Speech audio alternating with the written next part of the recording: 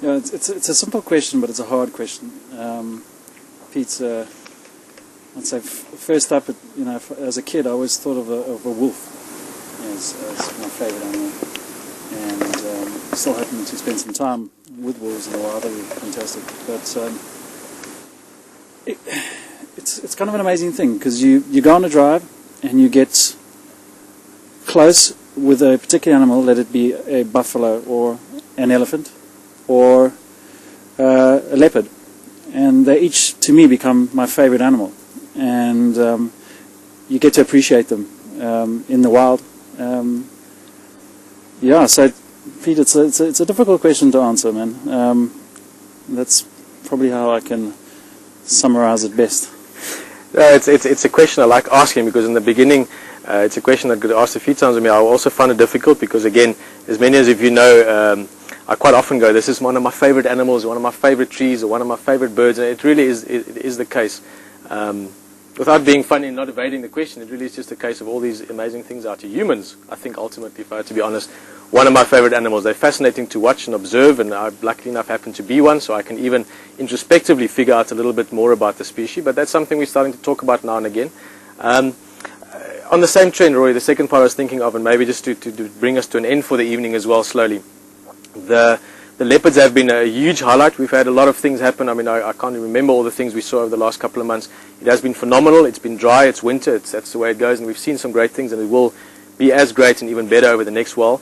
But the leopard really have been the highlight the last few days. We've been lucky enough to have been on quite a few of those drives, and you hadn't seen a leopard in the wild before until coming out. I mean, last time you were in November, we didn't see a leopard. We saw a lot of other things, and you saw your first leopard safari female that evening. You've now seen both her granddaughters. You've seen you didn't see Karula. You missed that. You saw deer from the FCC, I think, when Alex was on drive. No, I think I think it was the first that we spotted the kill, and then it was of course. Sorry, yesterday. Yeah. Days get mixed up. Which is so you've seen 3 generations of leopards. Just a quick impression of the last couple of drives. You were looking at it from the camera side, and I'm talking too much. You know what I mean?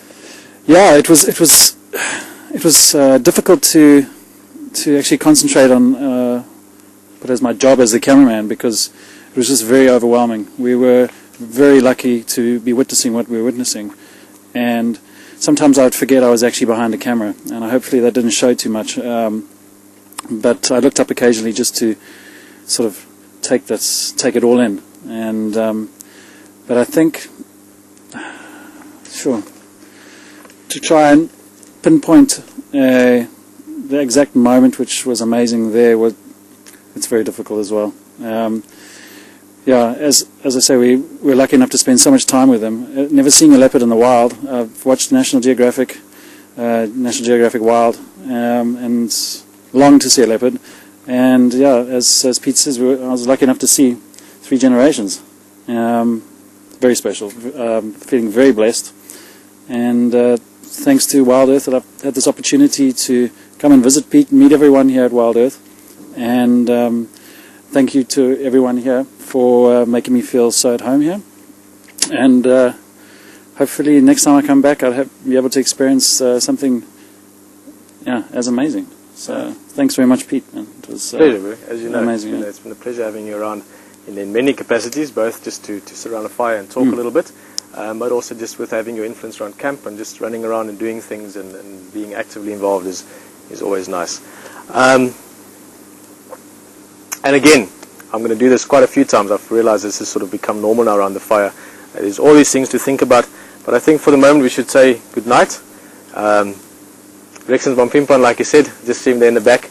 You going to farm for? Okay, cool. Rex is on his way. Good night, Rex. Thanks, for. See you tomorrow.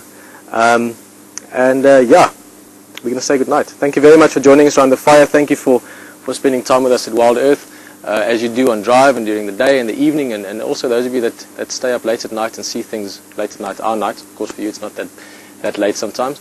But it really has been phenomenal. Like I said, without going on too much and starting to bore you and myself maybe, it has been a phenomenal personal journey for me the last couple of months. You've played a very big role in that, as have my friends and people that are close to me around here, and as has Lishan. And I just want to thank you for that. I'll probably do that again still many, many times in future. but it has been an incredible journey so far, and I wrote something down today that I don't even think we're understanding what we're doing yet. And I don't just mean us at WildEarth, I mean us, everyone that is aware of what we're doing. It is something that will become very, very interesting for us from many different points of view. So for now, we're going to say good night. Thanks for being around the fire with us. Tomorrow morning will be my last drive before going on leave. Rory will go on camera with me. Rex will be taking it out tomorrow afternoon, and I'll be gone for 2 weeks. I'm going to be going to Cape Town. I'm going to see a lot of my very close friends and people that are special to me. I'm going to relax as much as I can. I'm going to sleep at least 3 times longer per day than I have been, and I'm going to be really quite quiet. Watch the ocean for a bit and go climb a mountain or two. The trees aren't always that climbable down in the Cape. Thank you for joining us. From myself, Peter, from Rory, Andre, Katja, Roxanne, Marco, Mateo behind the camera, and Rex and them that are on their way home. It's been an awesome evening, always chatting to you, and I'm going to say good night. See you tomorrow morning, 6:30 bright and early.